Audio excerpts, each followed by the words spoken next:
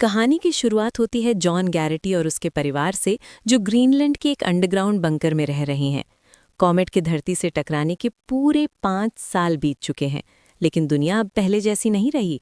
इस भयानक एक्सीडेंट ने दुनिया की 75% पॉपुलेशन को ख़त्म कर दिया है। आसमान में अब भी कॉमेट के छोटे छोटे फ्रैगमेंट्स घूम रहे हैं, जिसकी वजह से हवा पूरी तरह पोल्यूटेड हो चुकी है। रेडिएशन का खतरा हर वक्त बना रहता है, और अर्थक्वेक्स और इलेक्ट्रोमैग्नेटिक स्टॉर्म्स अब लोगों की नॉर्मल लाइफ का हिस्सा बन चुके हैं। इंसानों के पास बंकर में छुपकर रहने के अलावा और कोई रास्ता नहीं बचा है। जॉन एक इंजीनियर है, लेकिन बंकर के लिए वो एक स्काउट का काम भी करता है। इसका मतलब है कि वो एक खास हज़मत सूट पहनकर बाहर की दुनिया का जायजा लेने जाता है। एक दिन जॉन बाहर की चेकिंग कर रहा होता है, तभी वो देखता है कि ज़मीन पर बनी दरारें अब पहले से ज़्यादा बड़ी हो रही हैं। ये देखकर जॉन थोड़ा टेंशन में आ जाता है। चलते चलते जॉन समंदर के किनारे पहुंचता है, जहां उसे बहुत सारी लाइफ बोट्स और एक क्रैश्ड शिप दिखाई देता है। जॉन एक एक करके सारी लाइफ बोट्स चेक करता है कि शायद कुछ काम का मिल जाए, लेकिन उनमें कुछ नहीं होता। फिर वो शिप के अंदर एक बड़े छेद से एंट्री करता है। शिप के अंदर उसे कुछ यूज़फुल टूल्स मिलते हैं, जिन्हें वो अपने बैग में भर लेता है। जब वो थोड़ा और अंदर जाता है तो उसे शिप के क्रू की डेड बॉडीज़ मिलती हैं, जो देखने में काफ़ी दर्दनाक होता है। वहीं एक ड्रॉअर में जॉन को एक नोटबुक मिलती है, जिसमें एक सुंदर फ्लावर की ड्राइंग बनी होती है। वो उसे भी अपने साथ रख लेता है। अब यहाँ सीन शिफ्ट होता है और अचानक जॉन की रेडियो पर बंकर से एक वार्निंग आती है। एक सोल्जर उसे बताता है कि एक खतरनाक इलेक्ट्रोमैग्नेटिक स्टॉर्म उसकी तरफ बहुत स्पीड से बढ़ रहा है। जॉन बिना वक्त गवाए वहाँ से भागना शुरू करता है। स्टॉर्म की बिजलियाँ उसके पीछे पीछे आ रही होती हैं। जॉन अपनी पूरी ताकत लगाकर बंकर के गेट की तरफ दौड़ता है और बिल्कुल सही वक्त पर अंदर जंप करता है। जैसे ही जॉन गेट बंद करता है, बाहर स्टॉर्म का ब्लास्ट होता है। बंकर के अंदर टीम जॉन को डीकॉन्टैमिनेट करती है ताकि रेडिएशन साफ हो सके।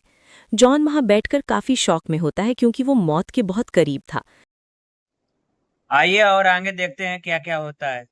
बने रहिए मेरे वीडियो पे ऐसे ही। इस डर से निकलने के लिए जॉन अपने थेरेपिस्ट के पास जाता है और बताता है कि उसे ये बदली हुई दुनिया बहुत अजीब लगती है। थेरेपिस्ट उसे समझाता है कि हर कोई ट्रॉमा में है और सब बस नॉर्मल होने का नाटक कर रहे हैं। वो जॉन को एडवाइस देता है कि वो अपनी फैमिली के साथ ज़्यादा ओपन रहे और अपने इमोशंस ना छुपाए। वहीं दूसरी तरफ जॉन की वाइफ एलिसन बंकर के लीडर्स के साथ एक मीटिंग कर रही है।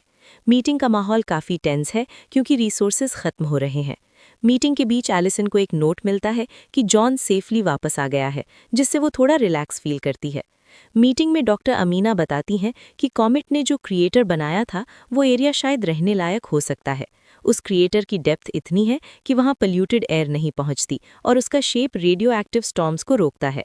ये सुनकर सबको एक उम्मीद मिलती है, लेकिन एडम नाम का एक लीडर उन्हें याद दिलाता है कि वो क्रिएटर सडन फ्रांस में है और वहाँ सिविल वॉर चल रही है। तभी एक जोरदार अर्थक्वेक आता है और पूरा बंकर हिलने लगता है। लोग डर जाते हैं, लेकिन उन्हें इसकी आदत हो चुकी है, इसलिए अर्थक्वेक रुकते ही सब अपने काम पर लग जाते हैं।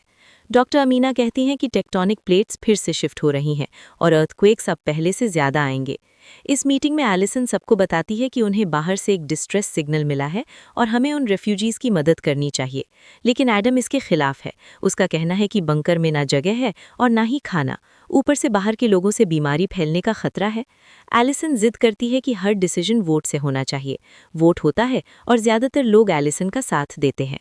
ये तय होता है कि कल एक स्पेशल व्हीकल बाहर भेजा जाएगा ताकि सर्वाइवर्स को लाया जा सके। रात को जॉन बंकर की पाइप्स फिक्स कर रहा होता है, तभी उसे पता चलता है कि उसका बेटा नेथन बंकर के एग्जिट गेट के पास गया था। एलिसन नेथन पर बहुत गुस्सा होती है और उसे समझाती है कि जॉन को हर रात कितनी बुरी तरह खांसी होती है, क्योंकि वो बाहर स्काउटिंग पर जाता है। डिनर की वक्त जॉन वो फ्लावर वाली नोटबुक एलिसन को गिफ्ट करता है। जब नेथन टेबल पर आता है तो जॉन उसे बहुत डांटता है, जिसकी वजह से नेथन रोने लगता है और अपने रूम में चला जाता है।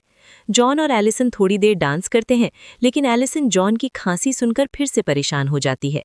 अपने रूम में नेथन एक फ्लैशलाइट और छेद वाली शीट से सीलिंग पर नकली स्टार्स बनाता है और इमेजिन करता है कि वो असली आसमान के नीचे है। अब सीन शिफ्ट होता है अगले दिन पर। जॉन को बंकर की दीवारों में बड़ी बड़ी दरारें दिखाई देती हैं, जो कि एक बहुत बुरा साइन है। बाहर गया स्नोकैट कुछ सर्वाइवर्स को लेकर वापस आ रहा होता है। टीम रेडियो पर कांटेक्ट करके कहती है कि उन्हें एक और ट्रिप करनी होगी क्योंकि काफी लोग पीछे छूट गए हैं। एडम तुरंत मना कर देता है और गुस्से में चिल्ला उठता है। तभी एक बहुत भयानक अर्थक्वेक आता है जो पहले वाले से कहीं ज्यादा पावरफुल होता है। स्नोकैट से कनेक्शन टूट जाता है, बंकर की सीलिंग गिरने लगती है और हर तरफ मलबा गिरने से लोग इंजर हो जाते हैं। जॉन के सिर पर भी एक पत्थर लगता है और धूल की वजह से उसकी खांसी और बढ़ जाती है। हर तरफ अलार्म बज रहे हैं और बंकर के अंदर एक एक्सप्लोजन होता है। जॉन जल्दी से एलिसन के ऑफिस पहुंचता है और उसे मलबे से बाहर निकालता है। फिर दोनों भागते हुए नेथन के रूम में जाते हैं। नेथन ने मास्क पहना होता है, लेकिन उसे सांस लेने में तकलीफ हो रही होती है। जॉन अपने परिवार को पैकिंग करने के लिए बोलता है और खुद एक्स्ट्रा मास्क ढूंढने निकल जाता है। बंकर के अंदर पैनिक मची हुई है, लोग इधर उधर भाग रहे हैं। जॉन किसी तरह लॉकर तोड़कर मास्क निकालता है और नेथन को पहनाता है, जिससे वो थोड़ा बेहतर फील करता है। इसके बाद हम देखते हैं कि बंकर की दीवारें पूरी तरह से टूट रही हैं। एग्जिट गेट पर लोगों की इतनी भीड़ है कि गेट खुल ही नहीं रहा। जॉन देखता आइए और आगे देखते हैं क्या क्या होता है। बने रहिए मेरे वीडियो पे ऐसे ही।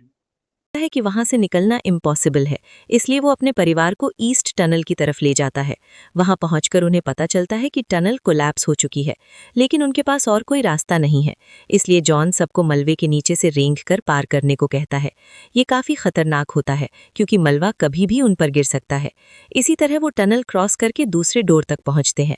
जॉन गेट खोलने का बटन दबाता है तो मशीन से जोरदार आवाज आती है और पूरा रूम गिरने लगता है। वो लोग तेजी से बाहर भागते हैं और बिल्कुल एंड मोमेंट पर बंकर से बाहर निकल जाते हैं। बाहर का नजारा काफी डरावना है।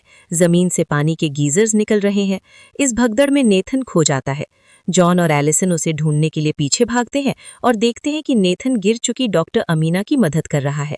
वो लोग अमीना को साथ लेकर बीच की तरफ भागते हैं, जहां लोग रेस्क्यू बोट्स में चढ़ने की कोशिश कर रहे हैं। बीच पर हालात बहुत खराब है। एक बोट पर इतने लोग चढ़ जाते हैं कि वो पलट जाती है और लोग पानी में गिर जाते हैं। कुछ गुंडे एडम का मास्क छीनने की कोशिश करते हैं। जॉन और एलिसन वहां पहुंचकर एडम को बचाते हैं और उसे किनारे तक लाते हैं। अब सिर्फ एक आखिरी बोट बची है। जॉन अपने परिवार और कुछ सर्वाइवर्स को लेकर उसमें चढ़ जाता है।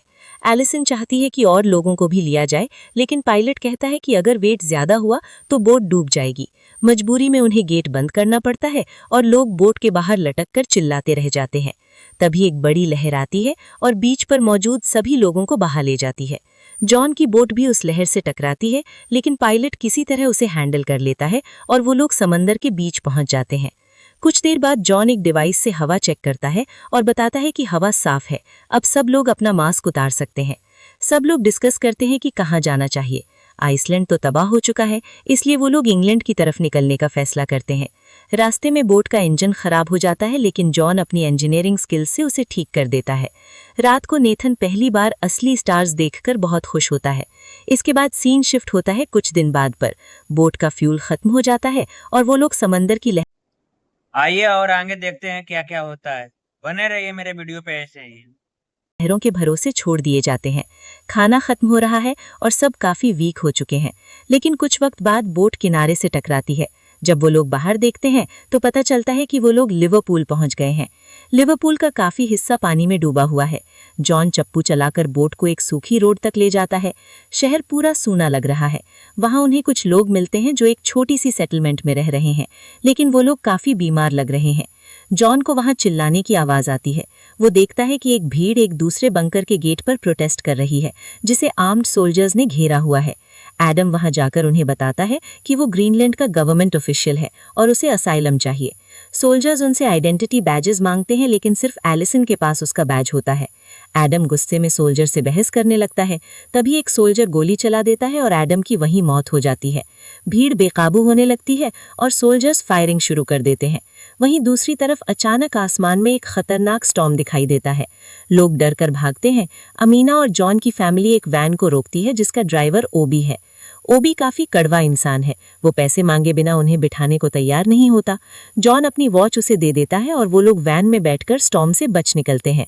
रास्ते में ओबी बताता है कि लोग खाने के लिए एक दूसरे को मार रहे हैं। ओबी कहता है कि उसे नहीं लगता कि फ्रांस वाला क्रिएटर कोई सेफ जगह है, वो उसे एक अफवाह मानता है। तभी अचानक आसमान से कॉमेट के फ्रैगमेंट्स गिरने लगते हैं। सब वैन से